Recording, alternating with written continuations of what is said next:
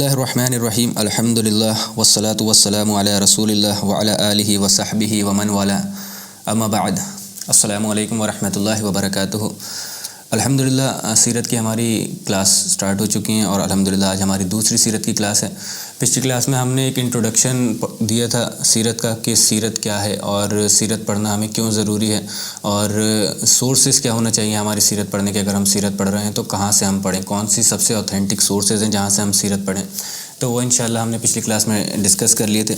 اس کے بعد میں نے بتایا تھا کہ ہمیں رسول اللہ صلی اللہ علیہ وسلم کو جس ڈارک معاشرے میں بھیجا گیا تھا، جس بدترین معاشرے میں بھیجا گیا تھا، اس معاشرے کو پڑھنے کی بہت زیادہ ضرورت ہے،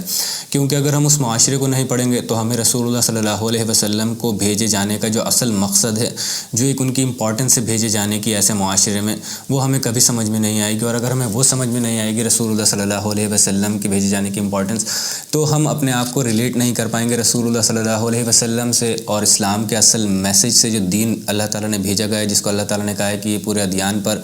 غالب ہو جائے گا، تو ہمیں اس کی امپورٹنس سمجھ میں نہیں آئے گی۔ تو آج کی اس کلاس میں انشاءاللہ ہم پری اسلامک عربیہ کے بارے میں پڑھیں گے، جو عرب کا ماحول تھا، جو معاشرہ تھا رسول اللہ صلی اللہ علیہ وسلم کی بعثت سے پہلے، آنے سے پہلے رسول اللہ صلی اللہ علیہ وسلم کی،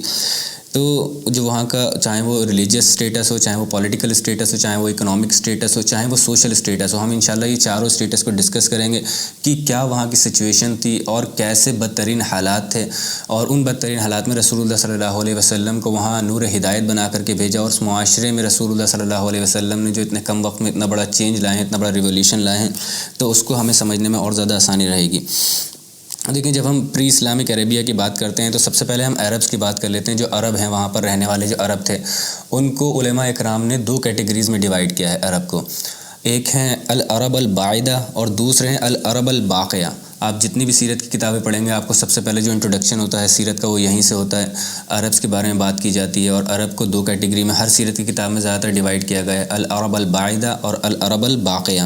اب العرب البعیدہ وہ عربک ٹرائبز ہیں جو کہ ایکسٹنکٹیو ٹرائبز ہیں، یعنی کہ جو ختم ہو گئیں، جو بہت پہلے جو اوریجنل ٹرائبز آپ کہہ لیجیے کہ جہاں سے شروعات ہوئی تھی عربین پیننسولا پہ عربک لوگوں کی، عربک معاشرے کی، تو سب سے پہلے جو وہاں پر آ کر کے بسے تھے ان کو کہتے ہیں العرب البعیدہ۔ اس کے علاوہ جو اس کا اگر اگزامپل میں آپ کو دوں تو عاد اور سمود جو ہیں وہ العرب البعیدہ میں آتی ہیں، اور اس کے علاوہ جو دوسری کیٹیگری ہے العرب الباقیہ کی، وہ کہتے ہیں بچے ہوئے عربس، جو ختم نہیں ہوئے، جو بچ گئے، جو آج تک سروائیو کیے۔ تو اس میں جو ہیں اس میں بھی دو کیٹیگریز بنتی ہیں العرب الباقیہ میں، ایک ہوتا ہے قحطانی عرب اور ایک ہوتا ہے عدنانی عرب۔ قحطانی عرب جو ہے، قحطانی عرب کہتے ہیں، اگر اس کے آپ لینیج کو ٹریک کریں گے تو وہ آتے ہیں اوس اور خزرج میں۔ جو قحطانی عرب سے جو نکلتی ہے، جو ٹرائبز نکلتی ہیں، وہ اوس اور خزرج ہیں، جو کہ مدینہ کی ٹرائبز ہیں۔ انشاءاللہ جب ہم مدینہ کے بارے میں پڑھیں گے تو ان کے بارے میں ڈیٹیل سے پڑھیں گے، اوس اور خزرج کے بارے میں۔ اب جو دوسری ایک تھی قحطانی عرب اور دوسری تھی عدنانی عرب۔ جو عدنانی عرب ہے، اگر ہم آپ اس کو دیکھیں گے تو وہ اینسسٹرز ہیں رسول اللہ صلی اللہ علیہ وسلم کے اور قریش کے۔ جو قریش کا معاشرہ ہے مکے کا، جو وہاں پر جتنے بھی عربز رہ رہے ہیں، بسے ہوئے تھے، وہ عدنانی عربز میں آتے ہیں۔ تو یہ کچھ بیسک کیٹیگرائزیشن تھا عربز کا، جس کو ہم بہت ڈیٹیل میں نہیں جائیں گے اس کی، صرف میں نے آپ کو بتا دیا کیونکہ آپ جتنی بھی سیرت کی کتابیں پڑھیں گے اس میں آپ کو یہ چیز ملے گی، یہ ٹرم ملے گا۔ اور رسول اللہ صلی اللہ علیہ وسلم قریش کے جو اینسسٹرز ہیں وہ عدنان کی قبیلے سے آتے ہیں، اور عدنان جو ہیں عرب الباقیہ میں سے آتے ہیں۔ اب دیکھیے، قرآن میں اللہ تعالیٰ کہتا ہے کہ ہم نے کوئی بھی ایک ایسا نیشن نہیں ہے جہاں پر کوئی بھی امت ایسی نہیں ہے جہاں پر ہم نے نبیوں کو نہیں بھیجا۔ تو ظاہر سی بات ہے کہ یہاں پر بھی اس جو جزیرہ نماں عرب تھا وہاں پر بھی اللہ تعالیٰ نے کسی نہ کسی نبی کو بھیجا ہوگا، تو بے شک اللہ تعالیٰ نے یہاں پر بھی نبیوں کو بھیجا تھا۔ اور جو سب سے مشہور یہاں کے، جو سب سے موسٹ پاپولر نبی اللہ تعالیٰ نے یہاں بھیجے ہیں، رسول یہاں بھیجے ہیں، وہ ہیں ابراہیم علیہ السلام اور اسماعیل علیہ السلام۔ ابراہیم علیہ السلام کو اللہ تعالیٰ نے یہاں بھیجا تھا، اور ابراہیم علیہ السلام نے ہی یہاں پر کعبے کی دوبارہ سے تعمیر کی تھی، اور اسی وجہ سے آپ دیکھیں گے کہ جو حرم ہے وہاں پر اس کو حرم کہا جاتا تھا پہلے سے ہی، اور رسول اللہ صلی اللہ علیہ وسلم کی نبوت سے پہلے بھی اس کو حرم کہا جاتا تھا۔ وہاں پر حج کیا جاتا تھا، طواف وہاں پر ہوا کرتا تھا کعبے کا۔ تو یہ چیزیں ہیں جو کہ پروف ہیں کہ رسول اللہ یہ چیزیں جو ہیں وہ پروف ہیں کہ ابراہیم علیہ السلام کو اور اسماعیل علیہ السلام کو وہاں پر نبی بنا کر کے بھیجا گیا تھا، اور اس امت پر انہوں نے کچھ وقت ان کے ساتھ رہے ہیں۔ اب دیکھیں، جیسا میں نے آپ کو بتایا کہ ابراہیم علیہ السلام کو اللہ تعالیٰ نے جو جزیرہ نماں عرب ہے، جو خاص طور سے حجاز کا ریجن ہے، وہاں پر اللہ تعالیٰ نے نبی بنا کر کے بھیجا تھا۔ تو انہی کے ریلیجن کی جو انہوں نے اپنی امت کو سکھائی ہوں گی چیزیں انہی میں سے کچھ باقیات تھیں جن کو حالانکہ زیادہ تر چیزوں کو ملائن کر دیا گیا تھا اور بگاڑ پیدا کر دیا گیا تھا ان میں سے، لیکن ان میں سے پھر بھی باقیات کچھ بچی ہوئی تھیں ابراہیم علیہ السلام کے دین کی، جو انہوں نے ریچولز تھے ان کے یہاں ہوتے تھے. جیسے کہ آپ سب سے بڑا دیکھ لیں حج، جو سب سے بڑا حج ہوتا ہے، حج کے جتنے بھی احکامات ہوتے تھے اس میں سے بہت سارے احکامات وہی ہیں جو ابراہیم علیہ السلام نے کیے تھے، اور وہ پھر مکہ میں ہوتے تھے اس وقت تک رسول اللہ صلی اللہ علیہ وسلم کی نبوت سے پہلے تک. جیسے کہ صحیح وہاں پر کی جاتی تھی صفا مروہ کے درمیان، اور جانوروں کو قربان کرنا یہ بھی وہاں پر پہلے سے ہوتا تھا، قربانی کرنا جانوروں کی، اور جانوروں کو سجانا، جو قربانی کی جانور ہیں ان کو سجانا، یہ ابراہیم علیہ السلام کی سنت ہے، یہ وہاں پر ہوا کرتی تھی جو مکہ کا معاشرہ تھا رسول اللہ صلی اللہ علیہ وسلم سے پہلے کا. اور طواف کعبہ بھی وہاں پر ہوا کرتا تھا، طواف کیا کرتے تھے. وہ الگ بات ہے کہ وہاں پر الگ الگ طریقے سے برہنہ ہو کر کے بھی طواف کیا جاتا تھا. تو یہ کچھ باقیات تھیں جو ابراہیم علیہ السلام کی آج تک بچی ہوئی تھیں مکہ کی. تو اسی وجہ سے بہت سارے جو نان مسلمز ہوتے ہیں ان کے یہاں ایک مسکنسیپشن ہوتا ہے ان کے دماغ میں کہ مسلمانوں نے جو یہ ریچولز اٹھائے ہیں وہ بدوؤں سے اٹھائے ہیں، یعنی کہ جو پری اسلامک ریچولز تھے ان کو اٹھا کر کے اپنے دین میں انہوں نے جوڑ لیا. بہت سارے انہوں نے عیسائیت سے لیے، بہت سارے انہوں نے یہودیت سے لیے، اور بہت سارے انہوں نے جو ابراہیم علیہ السلام کا جو یہاں پر دین تھا مشرکین مکہ جو فالو کرتے تھے وہ اپنے دین میں انسٹیٹیوٹ کر لیے. لیکن ایک مسلمان کے ناطے ہمیں پتہ ہونا چاہیے کہ رسول اللہ صلی اللہ علیہ وسلم نے یا ہم نے اسلام میں کسی سے وہاں سے لی نہیں ہے، بلکہ رسول اللہ صلی اللہ علیہ وسلم کے ذریعے اللہ تعالیٰ نے جو ابراہیم علیہ السلام کی سنتیں تھیں اس کو دوبارہ سے زندہ کروایا ہے. یہ حج کا جو پوری سنت ہے یہ ابراہیم علیہ السلام کی سنت ہے، اور اس کا پورا واقعہ آپ کو قرآن میں بھی مل جائے گا اور حدیثوں میں بھی اس کی بہت زیادہ ریفرنسز ڈیٹیلز کے ساتھ ملتے ہیں. تو اس سنت کو اللہ تعالیٰ نے ریوائیو کرا تھا دوبارہ سے رسول اللہ صلی اللہ علیہ وسلم کے ذریعے، کیونکہ ابراہیم علیہ السلام بھی اللہ تعالیٰ کے بھیجے ہوئے نبی تھے اور وہ بھی اسلام کا ہی پیغام لے کر کے آئے تھے. تو کسی نے اسلام نے کہیں سے اٹھایا نہیں ہے، بلکہ وہ اوریجنلی اسلام ہی تھا اور اسلام کا ہی وہ میسج تھا جس کو ملائن کر دیا گیا over the period of time, اور جس کی وجہ سے اللہ تعالیٰ نے رسول اللہ صلی اللہ علیہ وسلم کو بھیجا تاکہ وہ ابراہیم علیہ السلام کی جو سنت ہے اس کو دوبارہ سے ریوائیو کر سکیں، اس کو دوبارہ سے زندہ کر سکیں. اب دیکھیں ایک کویسچن جو کہ بہت کامن ہوتا ہے جو کہ آتا ہے ہمارے ذہن میں کہ جب ابراہیم علیہ السلام وہاں پر اللہ تعالیٰ نے ان کو نبی بنا کر کے بھیجا تھا مکے کے معاشرے میں، تو جن ابراہیم علیہ السلام کو اللہ تعالیٰ بار بار قرآن میں کہتا ہے کہ وہ نہ تو یہودی تھے، نہ ہی عیسائی تھے، اور نہ ہی وہ مشرک تھے، وہ تو سب سے بڑھ کر مواحد تھے، وہ تو سب سے بڑھ کر مسلمان تھے. تو اس معاشرے میں اتنا زیادہ بت پرستی کیسے رائج ہو سکتی، وہاں پر بت پرستی کیسے آئی اور کب آئی؟ کیونکہ ابراہیم علیہ السلام تو ہم دیکھتے ہیں جب ان کا قرآن میں ان کے واقعات آتے ہیں پڑھتے ہیں تو وہ کتنے زیادہ مواحد تھے. تو وہ ساری چیزیں جب ہم دیکھتے ہیں تو اس کا جواب ہمیں ملتا ہے صحیح بخاری سے. تو دیکھیے وہی چیزیں جو آپ کو قرآن میں نہیں ملیں گی، جو آپ کو جس کے لیے آپ کو سنت کا یا پھر آپ کو سیرت کا رخ کرنا پڑے گا. صحیح بخاری میں حدیث ہے جس میں ہمیں ملتا ہے جب رسول اللہ صلی اللہ علیہ وسلم الاسراء والمعراج پر گئے تھے اس وقت کا رسول اللہ صلی اللہ علیہ وسلم نے ایک واقعہ ڈسکرائب کیا ہے. رسول اللہ صلی اللہ علیہ وسلم نے کہا کہ جب میں وہاں تھا، جب مجھے دوزخ دکھائی گئی تو میں نے وہاں دیکھا عمر ابن لحی القزائی کو دیکھا، جو کہ اس کا پیٹ کٹا ہوا تھا اور اس کے پیٹ کی جو آنتیں تھیں وہ باہر نکلی ہوئی تھیں، اوجڑیاں جو تھیں وہ باہر نکلی ہوئی تھیں اور لٹک رہی تھیں، زمین پر گھس رہی تھیں، اور وہ ایک زنجیر سے بنا ہوا تھا اور ایک آگ کے ارد گرد چکر لگا رہا تھا. تو رسول اللہ صلی اللہ علیہ وسلم نے پوچھا فرشتوں سے کہ یہ کون ہے؟ تو رسول اللہ صلی اللہ علیہ وسلم کو بتایا گیا کہ یہ عمر ابن لحی القزائی ہے، اور یہ وہ بدترین شخص ہے جس نے سب سے پہلے دین ابراہیم کو بدلا، اس میں سب سے پہلے بت پرستی رائج کی. اب اس نے بت پرستی رائج کیسے کی تھی؟ اس کا ایک کافی لمبا واقعہ ہے، میں تھوڑا سا آپ کو شارٹ کر کے بتا دیتا ہوں کہ یہ ایک بزنس مین تھا، بڑے قبیلے سے تھا، اور بزنس مین تھا، یہ سیریا جایا کرتا تھا، شام جایا کرتا تھا. اور جب یہ ایک بار شام گیا وہاں پر تو جو عربس تھے ان کے اندر ایک انفیریورٹی کمپلیکس تھا، ایک احساس کمتری تھا، خاص طور سے رومیوں کو لے کر، کیونکہ جہاں سیریا یہ شام میں جایا کرتے تھے وہاں پر رومیوں کی سلطنت تھی اور بہت بڑا وہاں بازار لگا کرتا تھا. ان کا ایک سویلائزیشن تھی، وہ اپنے آپ میں ایک بہت بڑا ان کا ایک کلچر تھا. تو اس کو دیکھ کر کے یہ ان کے اندر احساس کمتری محسوس ہوا کرتا تھا، اور وہ آپس میں ویسے بھی بہت روم اور فارس کی آپس میں ہمیشہ لڑائیاں جنگیں رہا کرتی تھیں، تو بہت زیادہ ایڈوانس تھے وہ ملٹری، اگر اس کو دیکھا جائے اعتبار سے، ملٹریلی اعتبار سے دیکھا جائے. تو جب یہ وہاں گیا عمر ابن لحی القزائی وہاں پہنچا تو اس نے وہاں پر دیکھا کہ کچھ رومی جو ہیں ایک بت کی پوجا کر رہے تھے. تو اس نے وہاں جا کر کے ان سے پوچھا کہ یہ کیا ہے؟ انہوں نے بتایا کہ یہ ہمارا ایک دیوتا ہے، بت ہے، جس کو ہم پوجا کرتے ہیں، جس کی وجہ سے ہمیں جو جنگ کرتے ہیں جنگ میں ہمیں طاقت ملتی ہے اور ہم ہمیشہ جیتتے ہیں، ہمیں کبھی ہار نہیں ملتی ہے، ہمیں مضبوطی ملتی ہے وہاں سے. تو اس کے ذہن میں آیا کہ کیا ہی خوبصورت بات ہوگی اگر یہ خدا اٹھا کر کے میں اپنے یہاں مکہ لے جاؤں اور وہاں پر رکھوں اور اس کی پوجا کی جائے اور یہ جو ہے ہمیں طاقت پرووائڈ کرے، ہماری مدد کرے. تو اس نے ان سے ریکویسٹ کی، رومیوں سے اس نے کہا کہ کیا مجھے بھی یہ مل سکتا ہے؟ انہوں نے کہا کہ ٹھیک ہے۔ انہوں نے اس کو ایک بت دیا جس کا نام تھا حبل۔ اب آپ حبل جو ہے وہ طاقت کا ان کے لیے خدا تھا جو کہ جنگوں میں ان کی مدد کرتا ہے۔ آپ اس کو دیکھیں گے، آپ ریلیٹ کر سکتے ہیں، جب ہم انشاءاللہ جنگ احد کا واقعہ پڑھیں گے تو آپ دیکھیں گے وہاں تک ان کی سائیکک میں، ان کے جو دماغ میں تھی وہ چیز بسی ہوئی تھی۔ جب مسلمانوں نے دوبارہ اٹیک کیا تھا، خالد بن ولید نے آ کر کے، یہ میں جمپ کر رہا ہوں، بہت زیادہ آگے کی چیز بتا رہا ہوں، لیکن اس چیز کو کنیکٹ کرنے کے لیے کہ جو عمرو بن الخزاعی نے لا کر کے رکھا تھا حبل طاقت کے لیے، جنگ کی طاقتوں کے لیے کہ ان کی مدد کرے گا، تو جب خالد بن الولید کے ذریعے مسلمانوں کو ایک لگ بھگ شکست حاصل ہوئی تھی جنگ احد میں، تو وہاں پر سب سے پہلے آ کر کے ابو سفیان رضی اللہ تعالیٰ نے آ کر کے، اس وقت تک انہوں نے اسلام قبول نہیں کیا تھا، تو وہ سب سے پہلے نعرے مارتے ہوئے آئے تھے۔ جب مسلمان جا کر کے غار میں چھپ گئے تھے، احد پہاڑ میں بہت ساری جو کیوز تھی وہاں پر، ان میں چھپ گئے تھے غاروں میں، تو سب سے پہلے ابو سفیان رضی اللہ تعالیٰ نے آ کر وہاں پر ایک نعرہ بلند کیا تھا، بہت نعرے مارتے ہوئے آئے تھے، اولو حبل اولو حبل، کہ حبل کی جے ہو، حبل کی جے ہو۔ تو اس زمانے سے جو عمرو ابن لؤی جو لے کر کے آیا، وہاں سے آج تک جو عرب تھے ان کے ذہنوں میں بیٹھ چکی تھی یہ بات، اور انہوں نے دیکھی کہ وہ لے کر کے آیا تھا جنگوں کے جیتنے کے لیے، جہاں انہوں نے جنگ جیتی تو انہوں نے حبل کا نعرہ جو تھا بلند کیا۔ تو یہ سب سے پہلا بت لے کر کے آیا تھا، اس نے سب سے پہلے اس بت کو رائج کیا تھا، اور سب سے بدترین شخص ہے یہ اس امت کا، اور رسول اللہ صلی اللہ علیہ وسلم نے اس کی سزا بھی بتائی کہ کیسی اس کو سزا مل رہی ہے، اتنی بدترین جو اس نے کام کیا تھا جب اس نے بت پرستی رائج کی۔ وہاں سے پھر ہلکے ہلکے کر کر کے بت پرستی جو تھی دین ابراہیم میں داخل ہو گئی، اور ہلکے ہلکے کر کر کے لوگوں نے اپنے اپنے بت لا کر کے رکھنا شروع کر دیے، اور ایون اتنی زیادہ بدترین فارم میں چلی گئی کہ لوگوں نے اپنے قبیلے کے نام سے بھی لا کر کے ایون بت رکھنا وہاں پر شروع کر دیے۔ کعبے کے اندر بہت سارے بت تھے۔ دیکھیے ایک کویشچن یہ بھی آتا ہے کہ یہ ایک شخص، اکلوتا شخص، اس نے اتنا بڑا چینج کیسے لے کر کے آ گیا؟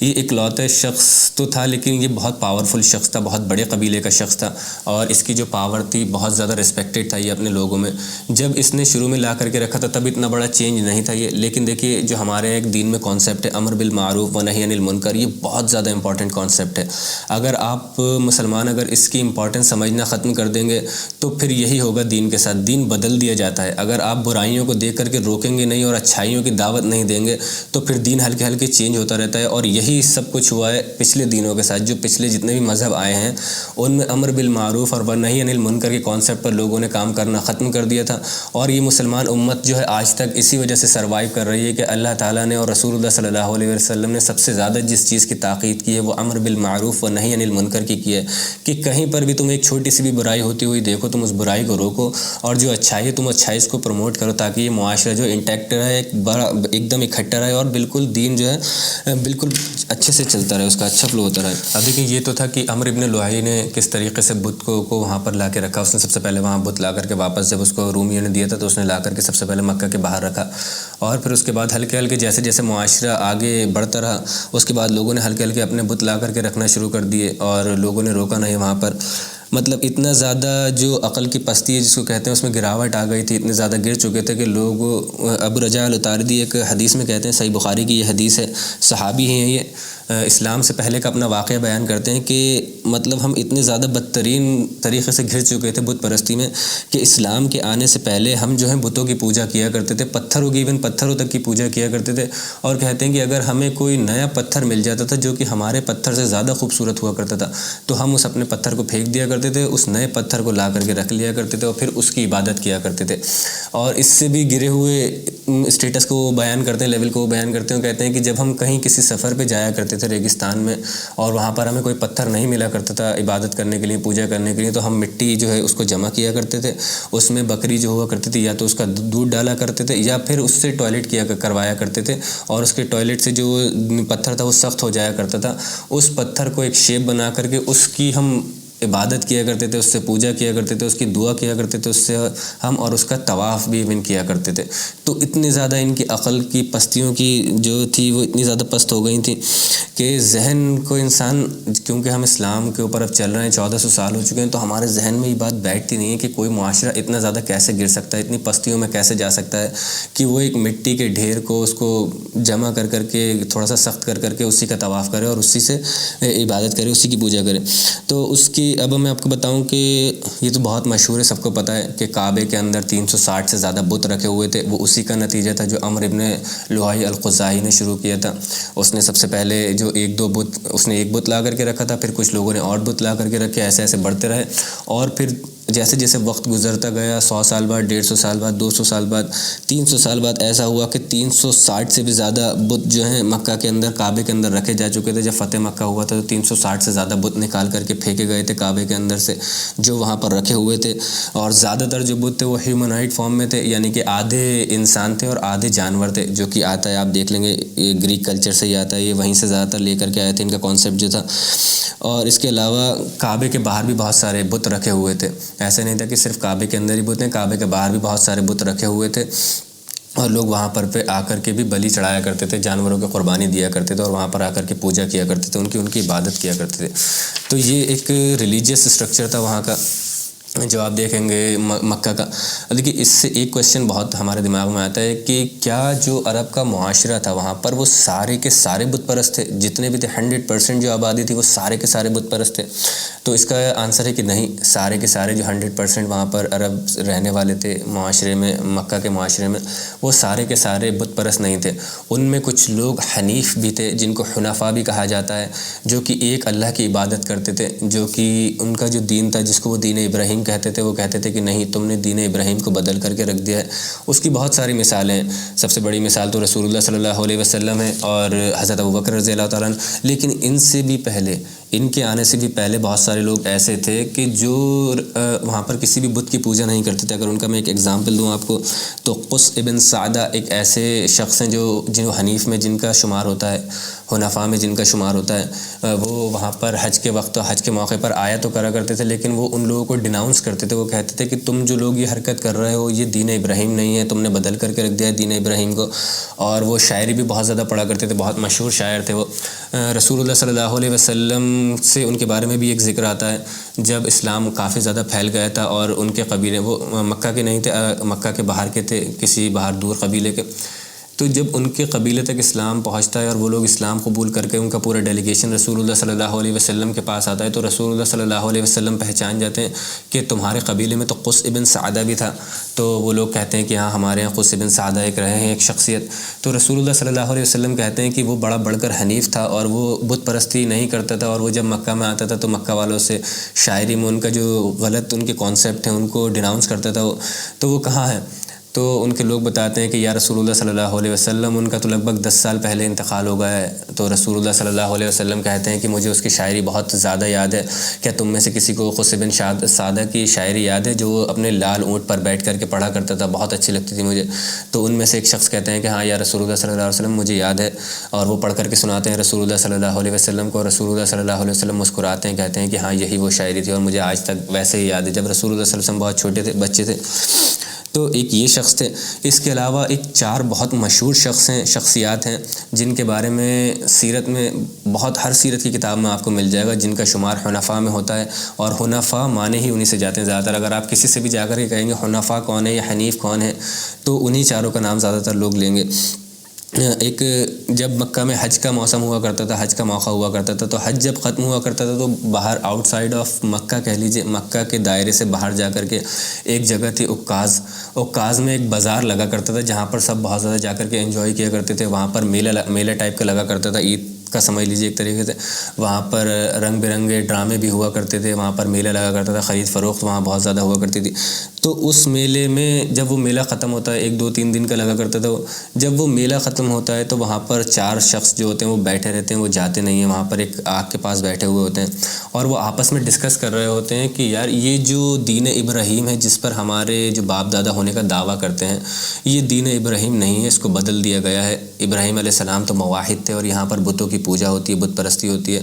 تو ہمیں کیا کرنا چاہیے؟ ہمیں اپنے باپ دادا کو فالو کرنا چاہیے۔ تو وہاں پر یہ ڈسکشن نکلتا ہے کہ نہیں، ہم اپنے باپ دادا کو فالو نہیں کریں گے، اور ہم جو ہے اصلی دین ابراہیم کی تلاش میں نکلیں گے کہ اصلی دین ابراہیم کہاں ہے، دنیا میں کہیں نہ کہیں تو ہوگا، ہم جا کر کے اس کو فالو کریں گے۔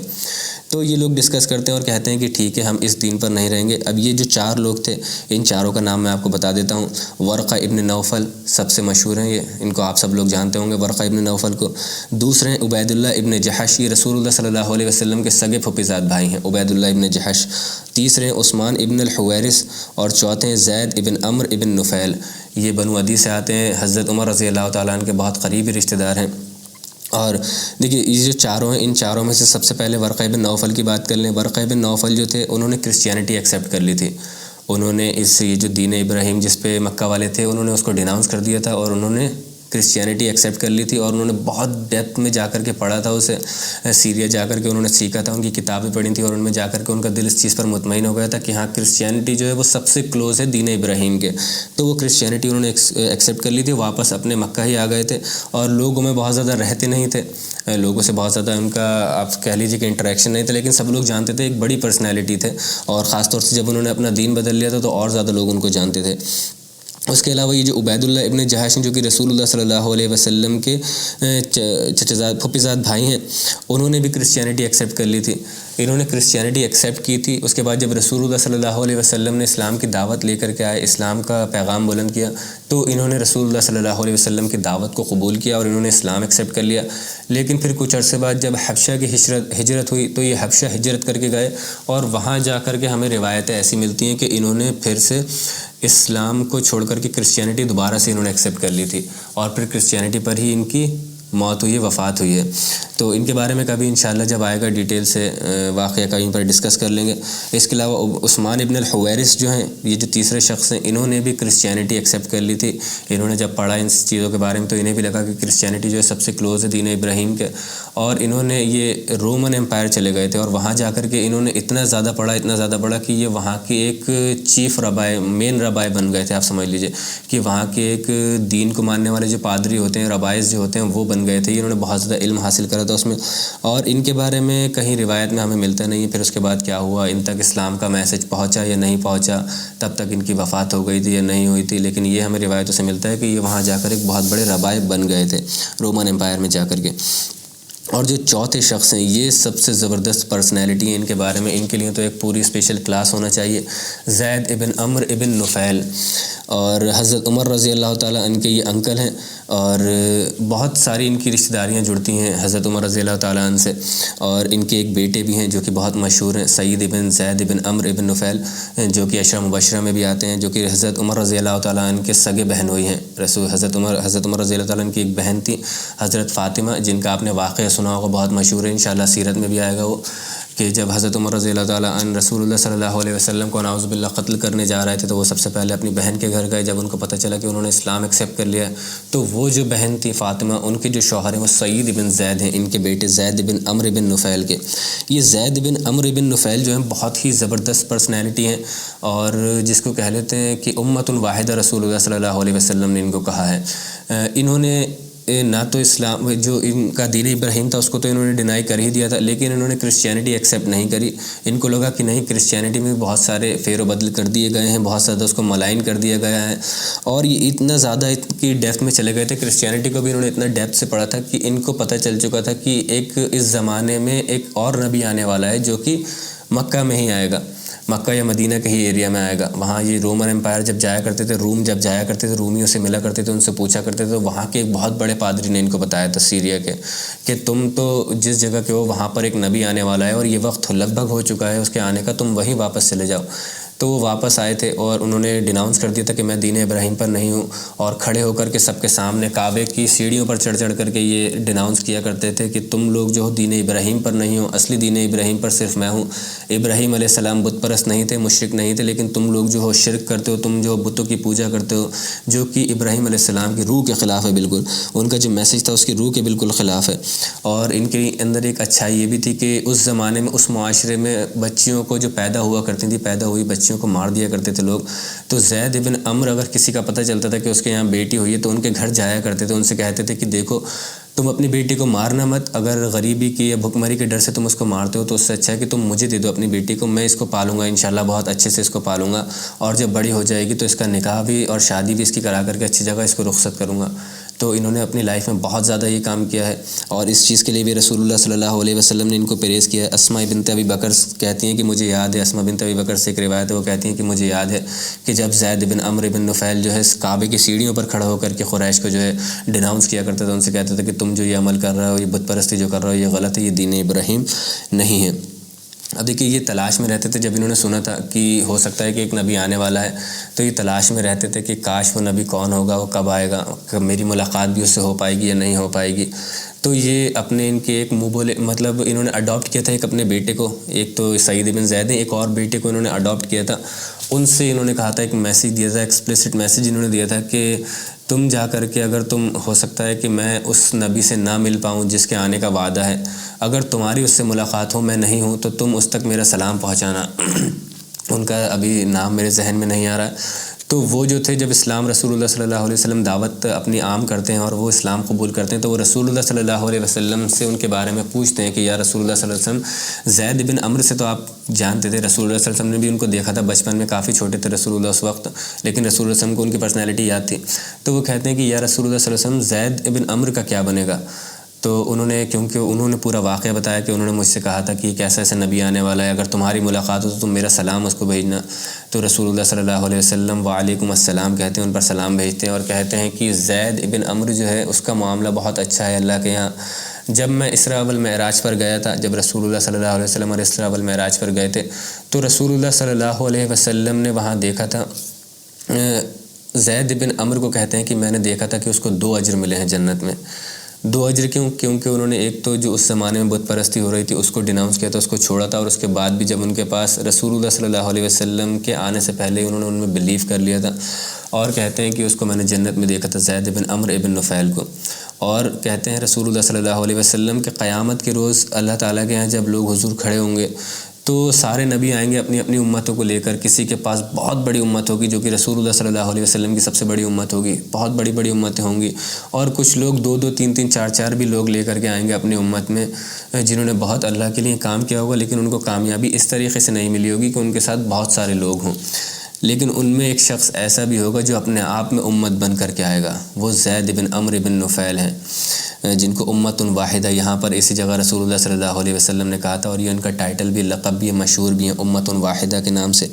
تو یہ 4 پرسنالٹیز تھیں جن کو حنفاء میں خاص طور سے شمار کیا جاتا ہے۔ اگر آپ کسی کے سامنے حنفاء کا ذکر کریں گے مکہ کے، پری اسلامک عربیہ کے، تو وہاں پر آپ کو انہی 4 پرسنالٹیز کا ذکر ملے گا۔ اور بھی بہت ساری پرسنالٹیز ہیں، جیسا میں نے آپ کو کہا کہ جو رسول اللہ صلی اللہ علیہ وسلم ہے، حضرت ابوبکر رضی اللہ تعالیٰ عنہ، یہ لوگ بھی کچھ ایسے تھے جو فطرت پر تھے، اور فطرت میں بتوں کی پوجا یا اللہ کے علاوہ کسی اور کی عبادت کرنا یہ فطرت میں نہیں ہے۔ تو یہ تھا ریلیجیس اسٹرکچر اس معاشرے کا جہاں پر رسول اللہ صلی اللہ علیہ وسلم کو بھیجا گیا تھا۔ اتنی زیادہ پستی میں تھا، اب آپ سوچ لیجئے کہ جو وہاں کا ریلیجیس اسٹرکچر تھا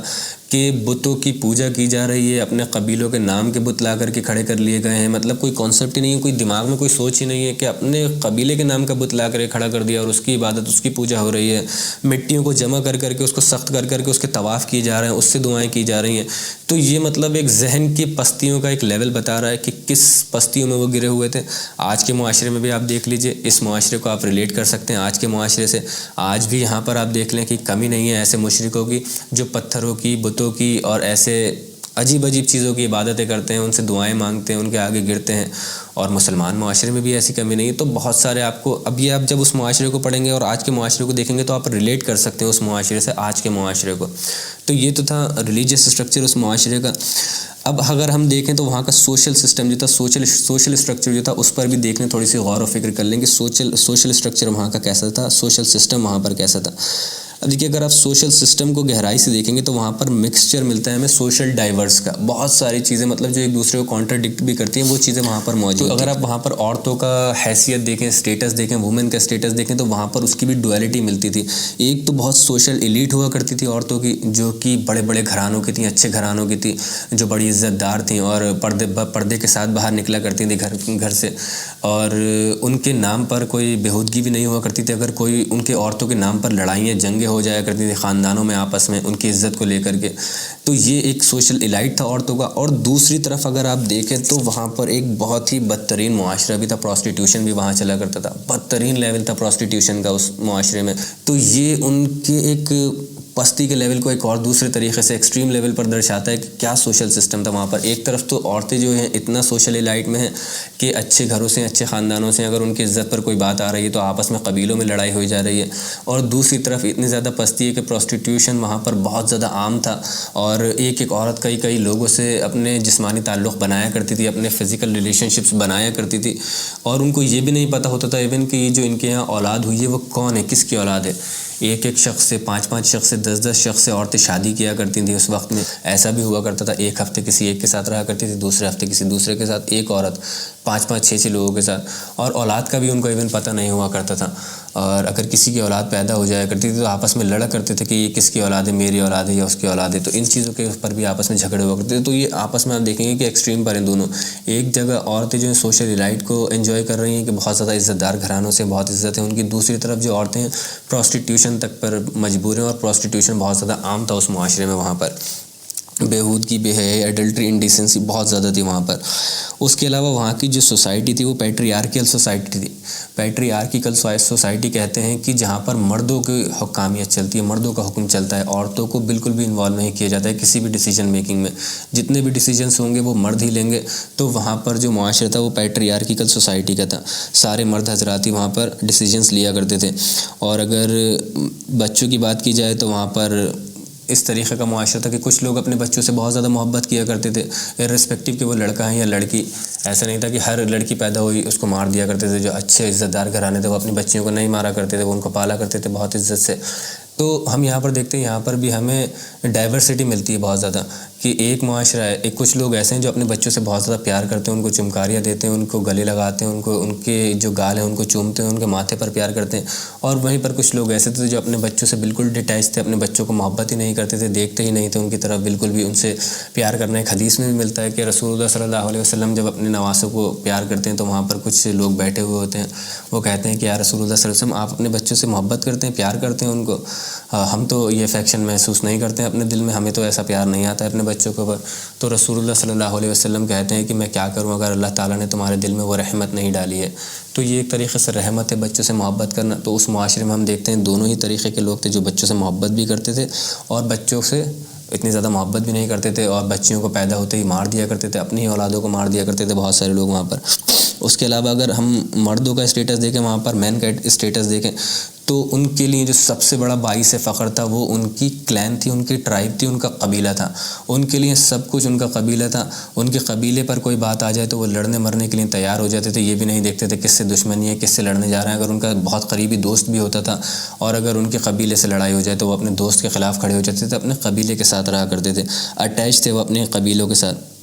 لیڈرشپ کی ان کے اندر ایک ڈیزائر تھی کہ ہاں ہمیں لیڈر بننا ہے، اپنے قبیلے کا لیڈر بننا ہے. یہ آپ دیکھیں گے جیسے جیسے ہم اس سیرت میں پڑھیں گے تو آپ دیکھیں گے کہ لیڈرشپ کی بہت زیادہ ڈیزائر تھی ان کے اندر. اور اسی لیڈرشپ کی ڈیزائر نے بہت سارے لوگوں کو اسلام قبول کرنے سے روکا تھا. جو ان کے اندر تکبر تھا یہ کہ نہیں ہم لیڈرس ہیں، ہم وہاں جائیں گے تو ہمارا تو بہت نام خراب ہو جائے گا، ہم تو بہت لو اسٹیٹس میں آ جائیں گے، ہم لیڈرس نہیں بنیں گے. وہاں کے لیڈرس تو بلال اور خباب ابن الارت جیسے غلام جو ہیں وہ بن جائیں گے. تو یہ اس چیز کی وجہ سے بھی ان کو بہت سارے لوگوں نے اسلام قبول کرنے سے روکا تھا.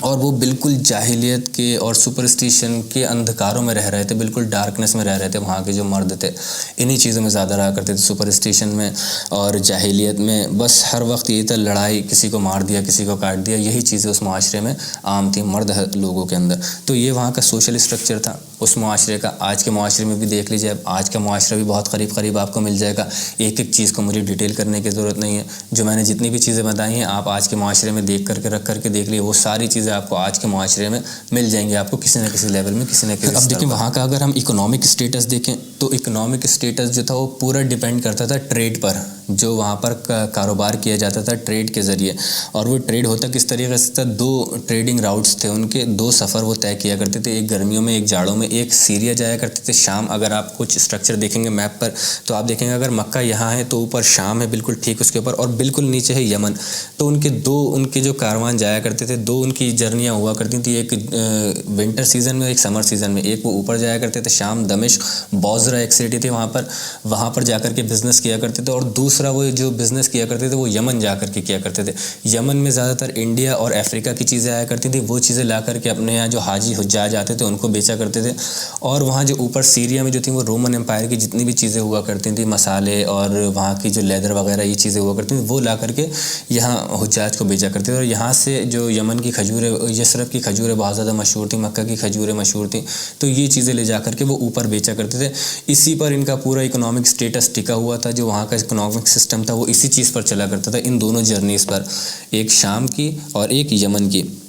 اور اسی کی وجہ سے ان کو سیکیورٹی بھی پرووائڈڈ تھی. جو عرب کے جو قبائل تھے، جو معاشرے تھے، جو وہاں کے لوگ تھے، وہ ان کے قافلے کے اوپر حملہ بالکل بھی نہیں کیا کرتے تھے. تو وہ بہت زیادہ، اب آپ دیکھیں گے بہت ساری سیرت میں ایسی جگہ آئے گا کہ صرف 2 یا 3 شخص ہیں جو کہ کارواں کے اتنے بہت بڑے کارواں ہوا کرتے تھے، 100 200 اس میں اونٹ ہوا کرتے تھے ان کی حفاظت کے لیے، صرف ایک آگے ایک پیچھے اور ایک بیچ میں 3 مرد ہوا کرتے تھے، اور وہ پورے قافلے کو ایسے اتنے بڑے روٹ سے ایسے ہی نکال لایا کرتے تھے. کوئی بھی ان کے اوپر اٹیک نہیں کرتا تھا، کوئی بھی ان کی رابری نہیں ہوتی تھی، کوئی بھی ان کی تھیفٹ نہیں ہوتا تھا. تو ان کو سیکیورٹی پرووائڈ اسی وجہ سے تھی کہ لوگ حج میں آیا کرتے تھے، ان کے بت وہاں رکھے ہوا کرتے تھے. لوگ سوچتے تھے اگر ان کے قافلے کے اوپر ہم نے حملہ کیا تو یہ ہمارے بتوں کو نکال کر کے پھینک دیں گے، پھر ہمیں ہی نقصان ہوگا، ہم وہاں نہیں جا سکیں گے حج کرنے.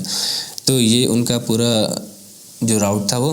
جو پورا اکنامک سٹیٹس تھا، سچویشن تھی، وہ اسی پر ان 2 جرنیز پر ہی ڈیپینڈ کرتی تھی. اب اگر وہاں کے ہم پولیٹیکل سسٹم کی بات کریں تو وہ پولیٹیکل سسٹم وہ جاہلی معاشرہ جہاں پر قبائلی سسٹم اتنا زیادہ نافذ تھا، جس میں ہر انسان کے اندر قبائلی جو ٹرائبلزم تھا وہ بھرا ہوا تھا. تو اس زمانے میں آپ سوچیے، اس جاہلی زمانے میں لیڈر کا کوئی بھی کانسیپٹ نہیں تھا. وہاں پر کوئی ایک سنگل لیڈر نہیں تھا عرب کا، مکہ کا.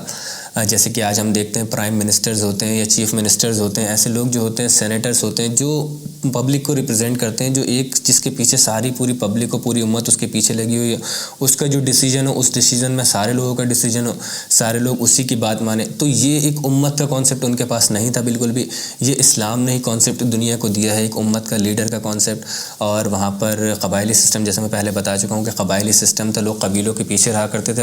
اپنے قبیلوں کے سردار ہوا کرتے تھے، لیکن ان میں بھی اینیموسٹی ہوا کرتی تھی، دشمنی ہوا کرتی تھی، اور وہ چاہتے تھے کہ ہم قبیلے کے لیڈر بن جائیں اور ہم قبیلے کے لیڈر بن جائیں، اور آپس میں قبیلوں میں بہت زیادہ تضاد رہتا تھا، لڑائیاں رہتی تھیں، بہت اینیموسٹی تھی ان لوگوں کے اندر. وہاں پر یا تو لوگ ماسٹرز تھے یا سلیوز تھے، یا تو بڑے بڑے قبیلے کے جو لوگ تھے وہ ماسٹرز تھے، یا پھر ان کے جو کام کرنے والے ہوا کرتے تھے وہ سلیوز تھے، نوکر ہوا کرتے تھے. ان کا نوکر بھی آج والا نوکر کا کانسیپٹ نہیں ہے، وہ اس زمانے کے نوکر کا عبد کہا کرتے تھے ان کو، یعنی کہ بس ان کے غلام ہیں. سوئیں گے بھی تو ان کی مرضی سے، کہیں جائیں گے بھی تو ان کی مرضی سے، کھانا بھی کھائیں گے تو ان کی مرضی سے. ان کی اپنی کوئی آواز نہیں تھی، ان کا کوئی اپنا ڈیسیجن نہیں ہوا کرتا تھا. تو کوئی بھی لیڈر اس زمانے میں نہیں تھا، پولیٹیکل لیڈر ان کے پاس نہیں تھا. ٹرائبل سسٹم تھا، جیسا میں نے آپ کو بتایا، قبائلی سسٹم تھا. اب دیکھیں اسی کے ساتھ ہم دیکھ لیں states outside of Arabia کے باہر کیا اسٹیٹس تھا. یہ تو میں نے آپ کو پورا عرب کا معاشرہ بتایا کہ وہاں پر اکنامک اسٹیٹس کیا تھا، سوشل اسٹیٹس کیا تھا، پولیٹیکل اسٹیٹس کیا تھا. اس کے علاوہ اگر آپ اس عربیہ کے باہر دیکھیں تو 2 بڑی سپر پاورز تھیں عربیہ کے باہر. جو جزیرہ نماء عرب ہے، حجاز اور نجد کا جو علاقہ ہے، اس کے اوپر آپ دیکھیں گے جہاں سے سیریا شام فوراً شروع ہوتا ہے اور پھر عراق اور ایران آتے ہیں ادھر. تو 2 بڑی سپر پولیٹیکل پاورز تھیں. ایک تھی رومن ایمپائر جو کہ شام تک ان کی سلطنت پھیلی ہوئی تھی، اور ایک تھی فارس کی ایمپائر، پرشین ایمپائر. یہ 2 بڑی پولیٹیکل سپر پاورز تھیں جو آپس میں ایک دوسرے سے لڑا کرتی تھیں، ایک دوسرے کے اوپر غلبہ حاصل کرنا چاہتی تھیں. عرب کے جو لوگ تھے جو وہاں بزنس کرنے جایا کرتے تھے، ان کو وہ کچھ کنسیڈر ہی نہیں کرتے تھے. ننگے پاؤں پھرنے والے گڈریے ان کو کہا کرتے تھے، بدو سمجھا کرتے تھے. وہ جب آپ دیکھیں گے سیرت میں، جب رسول اللہ صلی اللہ علیہ وسلم خط بھی بھیجواتے ہیں تو وہ مذاق اڑاتے ہیں، کہتے ہیں کہ ان کی اوقات نہیں ہے ہمارے سامنے کھڑے ہونے کی، اور یہ ہم سے کہہ رہے ہیں کہ ہمارا دین ایکسیپٹ کر لو، ہماری لیڈرشپ ایکسیپٹ کر لو. تو وہ چیز وہ ان کو جو لوگ تھے ان کو کبھی کچھ بھی کنسیڈر نہیں کرا کرتے تھے. رومن ایمپائر جو تھی وہاں پورا جو تھا کرسچینٹی تھی، کرسچنز ہی تھے وہاں پر رومن ایمپائر میں پوری میں. اور جو پرشین ایمپائر تھی وہ زوروسٹرینزم پر تھی، پارسی تھے وہاں پر جو آگ کی پوجا کرتے ہیں، آگ کی جو پرستش کرتے ہیں. تو انہی میں سے ایک بڑے صحابی تھے جن کا نام آپ سب لوگوں کو زیادہ تر پتہ ہوگا، وہ تھے سلمان الفارسی رضی اللہ تعالیٰ عنہ. فارس سے ہی آئے تھے وہ، اور ان کی بھی سٹوری بہت زبردست، بہت امیزنگ سٹوری ہے، آپ سب لوگوں کو پتہ ہونا چاہیے، پڑھنا چاہیے. انشاءاللہ کبھی موقع ہوا تو ان کی بھی بایوگرافی کو ڈسکس کریں گے. تو دیکھیں آپ، اس کا کنکلوژن یہی نکلتا ہے جو آج کی کلاس میں نے جتنی جو وہاں کا جو معاشرہ تھا پری اسلامک عربیہ کو ڈسکس کرا، اور states outside of Arabia discuss کیا، اور عربیہ کے اندر آپ نے دیکھے کہ کیا کیا وہاں پر پولیٹیکل نظام تھا وہاں کا، کیا اکنامک نظام تھا وہاں کا، اور کیا وہاں کی جو سوشل نظام تھا وہ تھا، سب چیزیں ڈسکس کریں. ان کا کنکلوژن دیکھیے یہی نکلتا ہے کہ اس بدترین معاشرے میں جہاں پر اتنی زیادہ بت پرستی ہے، اور عورتوں کا وہاں پر یہ اسٹیٹس ہے، اور بچوں کو وہاں پر پیدا ہوتے ہی مار دیا جاتا ہے. عورتیں اگر بچے لڑکیاں پیدا ہوتی ہیں، اور اس میں جو ہے وہ صرف ان کا جو ٹریڈنگ جو ہے، کام جو ہے صرف ان کا اسی چیز پر رکا ہوا ہے کہ وہ شام جا کر کے کچھ چیزیں بیچتے ہیں، یمن جا کر کے کچھ چیزیں بیچتے ہیں، اور ان کے پاس کھانے پینے کے لیے کوئی اور ان کا اکنامک سٹیٹس میں ان کی کوئی اور لائف لائن نہیں ہے. اگر اس کو کٹ کر دیا جائے تو وہ بالکل بھکمری ہو جائے گی، اور وہ آئے گا بھی. میں انشاءاللہ اگلی کلاس میں ہم ڈسکس کریں گے اس چیزوں کو کہ کتنی بھکمری تھی وہاں پر پہلے. اللہ تعالیٰ نے اس کے ذریعے ان کو سیکیورٹی پرووائڈ کی. تو اس ڈزموں میں، اس ڈارکنیس میں اللہ تعالیٰ نے رسول اللہ صلی اللہ علیہ وسلم کو نور ہدایت بنا کر کے بھیجا، اور وہ نور ہدایت کس طریقے سے قرآن کے ذریعے اللہ تعالیٰ نے بنایا۔ قرآن میں اللہ تعالیٰ نے وہ چیزیں، وہ احکام، وہ چیزیں نافذ کیں جو رسول اللہ صلی اللہ علیہ وسلم نے معاشرے میں نافذ کیں، ان کو پریکٹیکلی کر کے دکھایا رسول اللہ صلی اللہ علیہ وسلم نے۔ اس کی ہی وجہ سے پورا معاشرہ چینج ہوا، تبدیل ہوا۔ Political security, economic security, social security, ہر چیز کی سیکیورٹی پرووائڈ کی اللہ تعالیٰ نے رسول اللہ صلی اللہ علیہ وسلم کے ذریعے، قرآن کے ذریعے اللہ تعالیٰ نے۔ تو اس چیز کا، اس معاشرے کا ہمارا سمجھنا ضروری تھا۔ جب تک ہم اس معاشرے کو نہیں سمجھتے تب تک ہمارے سمجھ میں رسول اللہ صلی اللہ علیہ وسلم کی امپورٹنس اور قرآن کو بھیجے جانے کی امپورٹنس اور قرآن کو بھیجے جانے کا اصل مقصد جو ہے وہ ہماری سمجھ میں نہیں آتا۔ تو اللہ تعالیٰ سے دعا ہے کہ اس میں جو کچھ بھی کمیاں، غلطیاں ہو گئی ہیں، اللہ تعالیٰ ہمارے دلوں سے معاف عطا فرما دے۔ اللہ تعالیٰ مجھے کہنے سے زیادہ، آپ کو سننے سے زیادہ عمل کرنے کی توفیق عطا فرمائے۔ سبحانک اللہم و بحمدک، اشہد ان لا الہ الا انت، استغفرک و اتوب الیک، وما علینا الا البلاغ المبین۔ جزاکم اللہ خیرا و احسن الجزاء۔